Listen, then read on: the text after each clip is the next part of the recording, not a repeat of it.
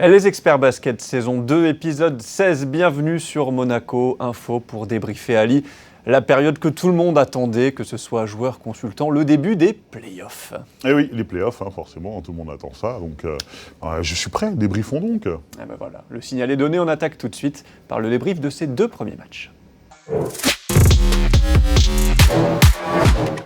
Comme l'an dernier, Ali, Monaco aime bien se compliquer la tâche. On se souvient de la défaite inaugurale face au Maccabi lors du match 1 des quarts de finale.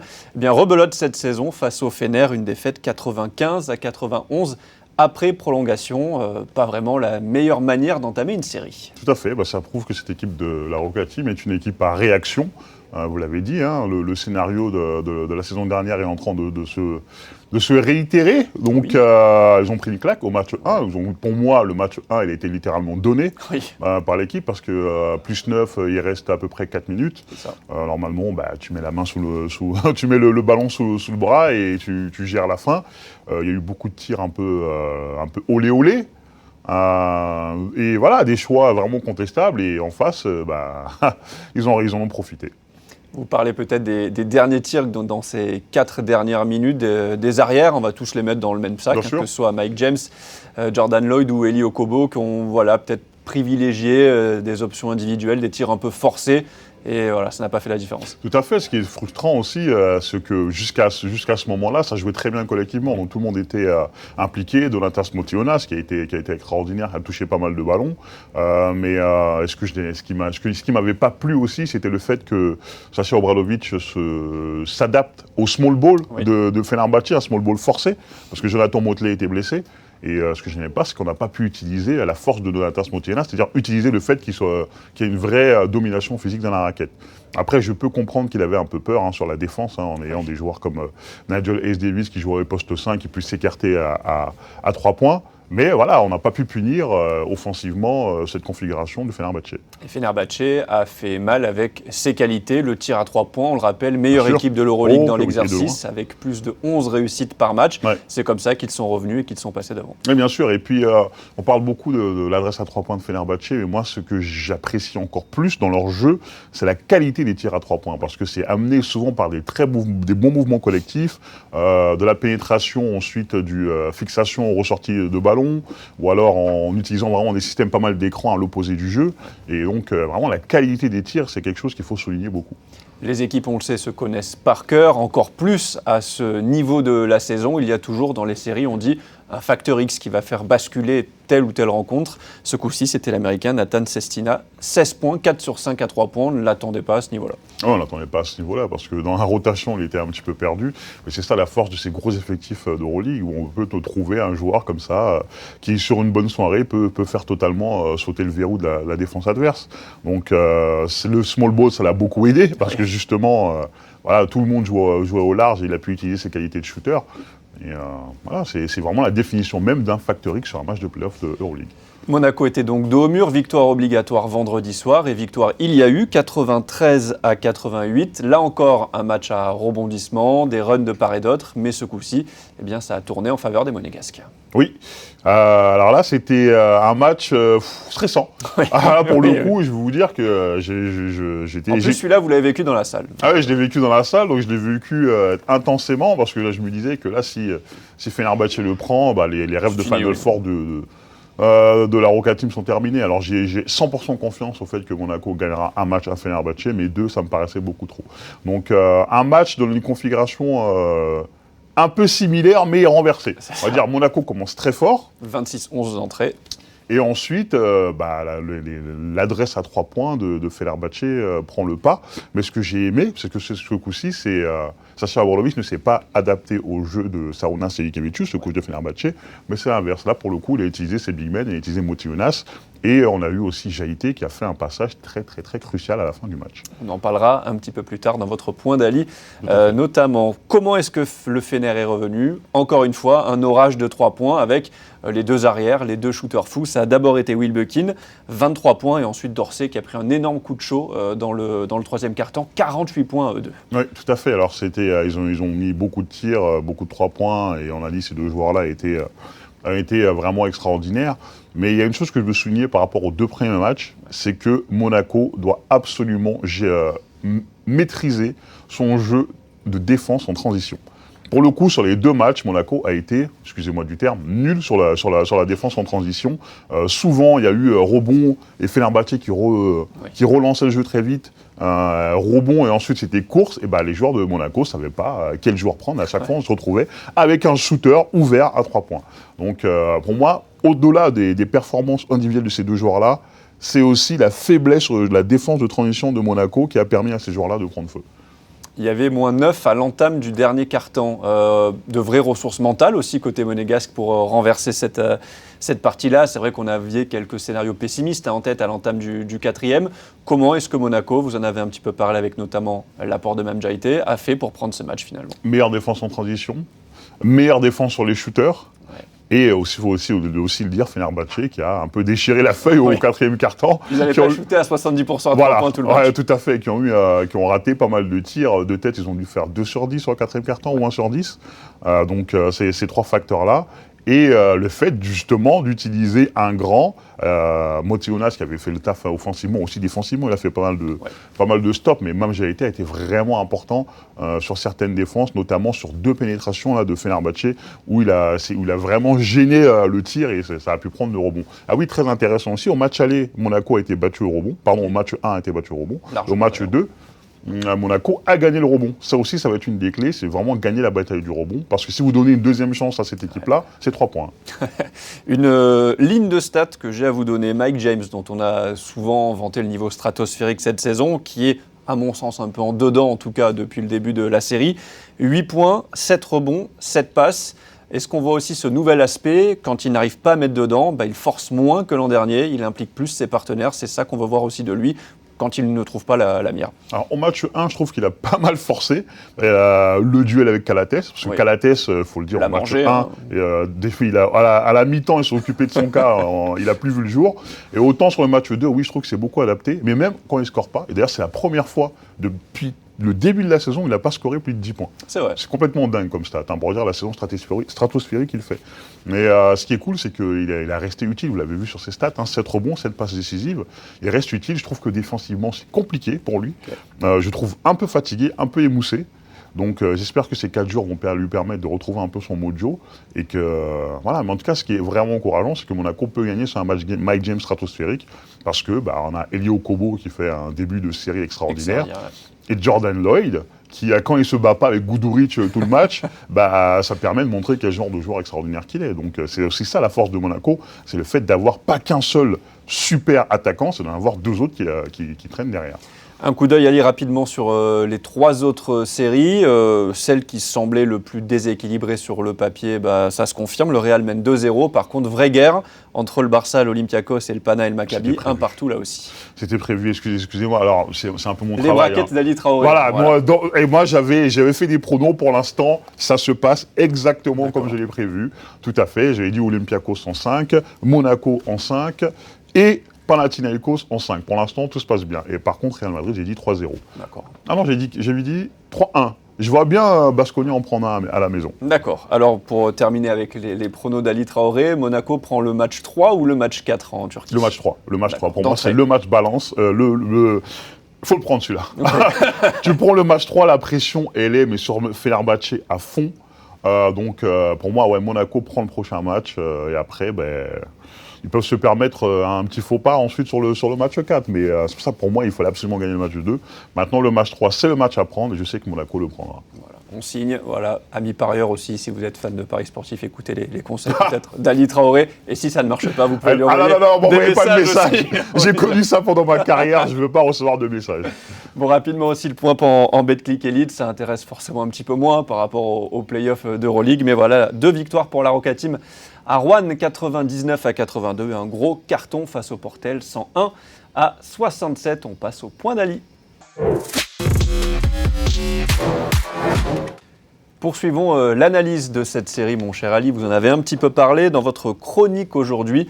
Vous aimeriez évoquer les rotations monégasques avec cette question simple. Est-ce que Sacha Obradović doit ouvrir plus son banc pour que Monaco remporte cette série face aux Turcs?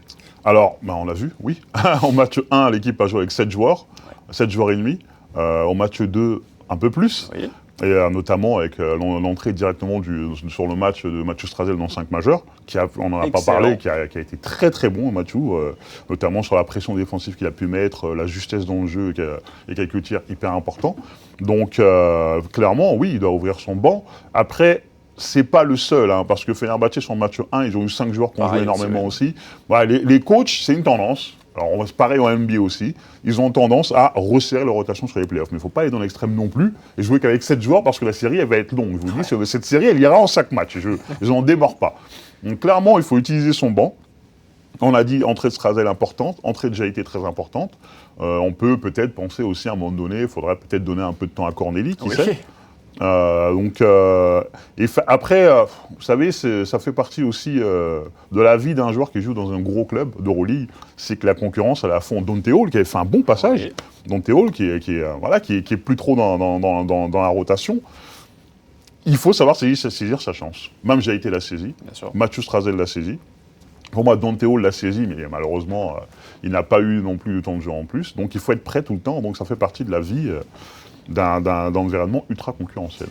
Vous avez été joueur, on a interrogé justement même Jaïté à l'issue du match 2 qui évoquait la difficulté d'être impactant en peu de minutes quand on est par exemple sur le banc pendant tout le match 2 jours avant. Comment on fait quand on est joueur justement pour gérer ça? C'est dur, non, d'être... Non, mais c'est ultra difficile, c'est une vraie mentalité. Il y a des joueurs qui ne peuvent pas. Je peux vous garantir qu'un joueur qui a l'habitude de jouer, comme un McGinn, soit lié au Kobo, ils se prennent un traitement comme ça et c'est fini. Ils n'ont plus de confiance, ils peuvent plus jouer. Il faut une vraie mentalité de soldat. Et il faut avoir la dalle, il faut avoir faim. Même j'ai été son premier passage, il n'était pas forcément bon. J'ai même envie de dire, il était plutôt mauvais. Mais et moi, dans ma tête, je pense qu'il devait se dire, il ne rentrera plus. Quand il est rentré, par contre, il est parti en mode mort de faim et il a été hyper important pour cette victoire. C'est une vraie mentalité très spéciale à avoir. Et effectivement, c'est pas facile parce qu'on est froid. Parce qu'on n'est pas dans le rythme, parce que le basket c'est un sport de rythme, mais pour avoir le rythme du basket, il faut jouer au basket. Les entraînements c'est bien, mais il faut aussi jouer des matchs. Donc clairement, c'est un rôle extrêmement ingrat et ce genre de joueur mérite un très très grand respect. C'est vrai qu'on peut vite être enterré, on se souvient l'an passé, alors il y avait eu exactement la même situation lors du match 1 face au Maccabi, perdu 79-67. Shima Moneke, Yakuba Ouattara et Yohan Makoundou n'avaient passé aucune seconde sur le parquet. Mathieu Strazel, 28. C'était un temps de jeu vraiment famélique. Au match 2, Yakuba Ouattara dans le 5, 12 points, 12 minutes. Simple, efficace. Et un facteur X. Donc du coup, Monaco a plein de facteurs X sur le banc. Exactement, mais il faut les faire jouer. Voilà, Mathieu et Mam ont été des facteurs X et je m'attends à en voir d'autres sur les prochains matchs. Qui ça? Donnez-nous un petit peu votre avis. Alors, on a vu un Jaron Blossom Game qu'on ne peut pas mettre dans cette catégorie des joueurs qui ont été sous-exploités parce qu'il est tellement bon, mais il peut avoir encore un peu plus ce niveau de facteur X peut-être. Peut-être, mais moi je vois bien un petit Dante Hall nous sortir un gros match de derrière les fagots, parce que déjà il était parti pour en faire un bon sur le match 2. Il n'a pas rejoué après. Moi je vois bien Dante faire un gros match, voir sur le match 3, voir le match 4. Vous parliez de Mam Jaïté, qu'on attend bien sûr dans la dissuasion. Ce qu'on a aimé, ce qu'on a beaucoup apprécié, c'est lors des switches. Il a aussi super bien défendu sur les petits, alors que ce n'est pas le pivot le plus mobile, on va dire. C'est pour ça que je dis que il a été hyper important, parce qu'il a permis à Monaco de garder un grand sur le terrain et de ne pas se retrouver avec 5 petits, comme l'a fait Fenerbahçe. Et du coup, avoir un avantage, que ce soit au rebond et sur la protection du panier, c'est là qu'il a été hyper important. Même, il ne met que 2 points. Il met que 2 points, il fait 4 fautes, mais par contre, dans les moments où il fallait protéger le panier ou prendre un gros rebond, il était là. Et on espère qu'il continuera d'avoir autant d'impact dans le match 3, parce que c'est un super mec aussi. On espère qu'il sera impactant dans la suite de cette série. On passe à la question du jour. Playoff d'Euroleague, oui, mais aussi playoff NBA, mon cher NBA. ami. Et oui, la fameuse NBA. Oui. Et il y a eu un résultat, alors que certains estiment étonnant, d'autres non. Phoenix, cette fameuse super team qui a été sweepée par le Minnesota de Rudy Gobert, un petit cocorico quand même, 4-0, un bon coup de balai. Et du coup, la super team de Kevin Durant, Bradley Beal et Devin Booker, déjà à la maison. Les Lakers sont aussi en grande difficulté face à Denver. Ma question est donc simple. Est-ce que c'est la fin de la mode des super teams? Enfin, j'ai envie de dire. Alors, pour le coup, là, on a eu le pire de la super team. Pour moi, c'est pas une super team, c'était une super blague. Dans le sens où le nouveau président est arrivé, il s'est dit, je vais me prendre 3 stars, Mais on va gagner le titre comme ça, mais ça ne fonctionne pas. C'est pas un jeu vidéo, on n'est pas sur NBA 2K 2019. Le truc, c'est qu'il faut un vrai effectif derrière avec des role-players qui font le taf. Ils ont 3 stars, mais ils n'ont pas de meneur, ils n'ont pas de pivot. Donc à un moment donné, vous ne pouvez pas gagner. Donc moi, j'ai jamais cru à cette équipe. Et une équipe comme Minnesota, qui est la meilleure défense, si je ne me trompe pas, forcément, ils allaient les tabasser, ils allaient les battre, c'était sûr et certain. Même si Minnesota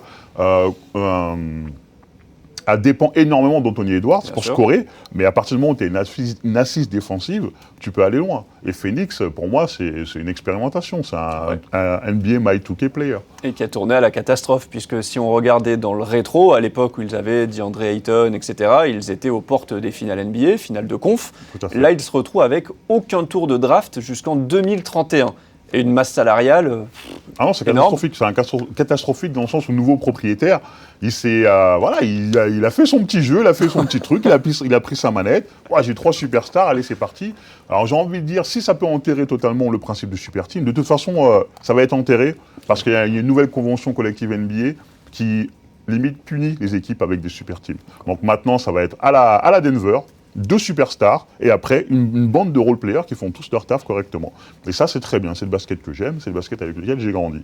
Donc, si cette blague vraiment enterre cette velléité de super team, pour moi, c'est une très bonne chose. Vous dites les 2 superstars de Denver, mais ce sont des joueurs que Denver a draftés, donc c'est ce genre de process qu'on a envie de voir, comme au KC, des joueurs qu'on a tôt et qu'on développe. C'est clairement ce que la NBA veut, notamment avec les contrats Supermax qui sont proposés aux joueurs qui ont été draftés dans leur franchise, d'avoir un vrai bonus sur leur contrat, et pour le coup, c'est des contrats absolument incroyables. Comme on a pu le voir avec Jaylen Brown, qui est un super joueur, mais comme il a été drafté avec Boston, il a signé un contrat à 455 milliards de millions de dollars. Eh bien, ça permet, c'est aussi des règles que la NBA a instaurées par rapport à ça. Et clairement, l'exemple, c'est OKC. OKC qui a, ils ont eu un trade avec Shai Gilgeous-Alexander, j'ai galéré avec son nom, mais après, tout le reste, c'est des joueurs qu'ils ont draftés, qu'ils ont créés, qu'ils ont formés chez eux. Donc, c'est l'exemple à suivre pour les franchises NBA. Idem avec Minnesota, qui a bâti, vous le disiez, sur Anthony Edwards, et qui est allé chercher Rudy Gobert à Utah, qui était un peu la pièce qui manquait.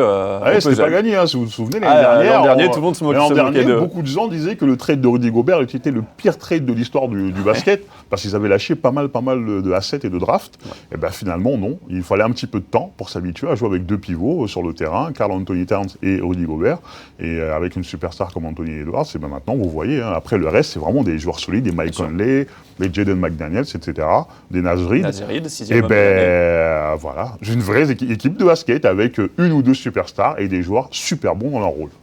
Est-ce que c'est la fin aussi d'une ère ? Golden State qui n'a pas atteint les playoffs, les Lakers avec donc les 2 superstars que sont LeBron James et Anthony Davis qui sont pas loin de la porte aussi. On est à un tournant là de l'histoire de la NBA, vous pensez ? Clairement, à un moment donné, il faut voilà, les stars qui ont porté l'NBA sur la dernière décennie, un jour, à un moment donné, ils vont commencer à décliner et à partir. C'est ce qu'on est en train de voir. Il y a une nouvelle star qui arrive.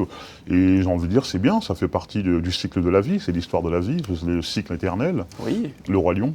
Magnifique. Voilà. Sur ces belles phrases philosophiques, je pense qu'on est obligé de terminer l'émission comme ça. Merci infiniment Ali d'avoir été avec nous. Bon play-off du côté de la Turquie. Ramenez-nous ce match 3 qu'on attend tous. Et je vous ramène les souvenirs d'Istanbul. Ah, ça me fait plaisir. Et on se retrouve dans 15 jours donc pour débriefer la suite de l'aventure de la Roca Team en Euroleague et en Betclic Elite.